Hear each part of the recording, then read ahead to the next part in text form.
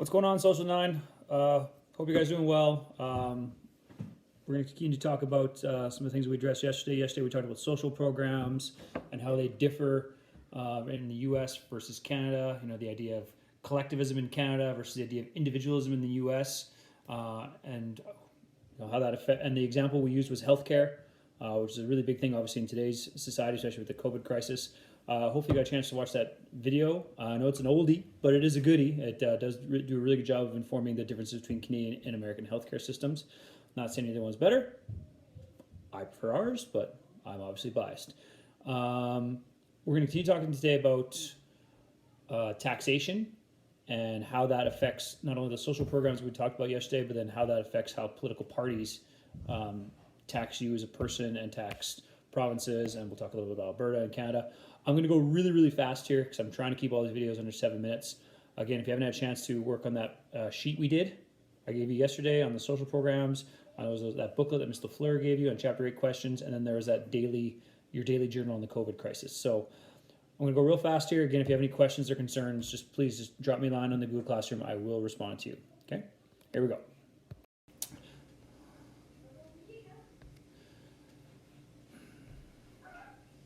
So, like I said, yesterday we talked about social programs. Something has to pay for those social programs, and that's where the idea of taxation comes in. So, taxation programs are just how your government taxes you, right? So, in Canada, we are both taxed by the federal government and the provincial governments, and they're both modeled under a taxation model, and that just tells them how they can take your money, how much they can take, and all those kind of things, right? They can't just take whatever they want. That's all set in law. Now, Canadian citizens, we pay two kinds of tax to the federal government. We pay an income tax, which is how much based on how much we make. So if you make more money, you pay more in taxes. If you make less money, you pay less in taxes. And the second way they do it is something called a sales tax.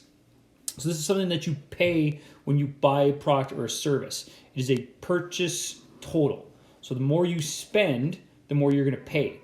So if I buy a candy bar for $2, I'm going to pay less than versus if I buy a television for $2,000. Everyone in Canada, across the country, pays something called the GST, the Goods and Services Tax. That is a 5% tax on everything you purchase. Usually it's just built right into the cost of whatever it is you're buying. And then everybody else except Alberta pays a PST, which is a provincial sales tax. And we'll talk about why you think that is versus why you think that isn't in just a second here.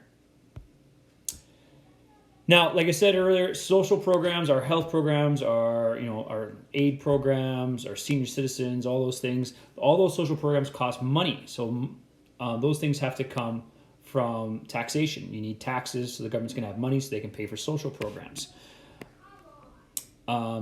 Sometimes social programs go up in cost, with this COVID, with the amount of money that we're paying now into healthcare, I would not at all be shocked to see all of a sudden all of our taxes go up to try and recover from what we've been doing.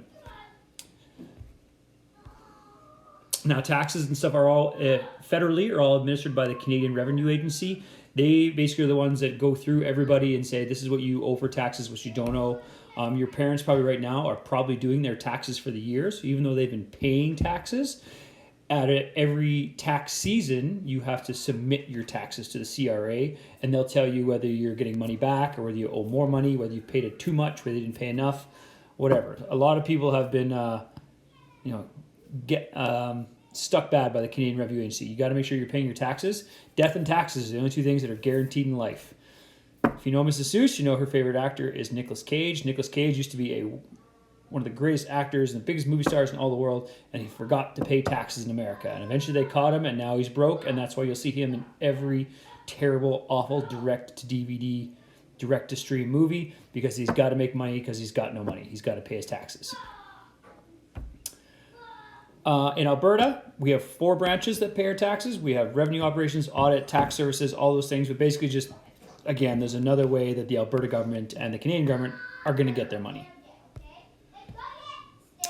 Now, we've been talking a lot about Canada and the U.S., and they're both countries have different ways that they tax you. In the U.S., they have a free market system, so they have less taxes because they want businesses to have more money. whatever money they do have, they spend on limited social program and essential services. Most taxation money goes actually towards the military in the United States. Here in Canada, we have a mixed system, so we pay significantly more taxes here than they do in the US, but we have significantly more social programs. And corporations pay a lot more taxes than they would in the US. We want to make sure that there's a balance between private business and public good. You go to other countries like Norway or Sweden, they pay even more taxes because they have even more social programs.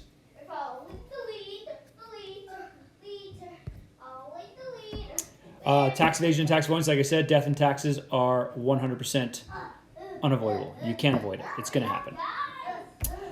Some people try and, especially nowadays, like I know there's a lot of people right now that aren't working. So what they're trying to do is they're trying to make some money under the table. Whether it be a mechanic that's out of work that's trying to do some work out of his garage and charge you something, or whether it's selling guns under the table, right? There is always going to be somebody trying to sell something where they don't want to pay taxes. That's obviously very illegal because that does something, it reduces the tax base. And if we have less taxes being paid by everybody, that means someone's got to pay it, right? So you'll always see somebody trying to do that under the table.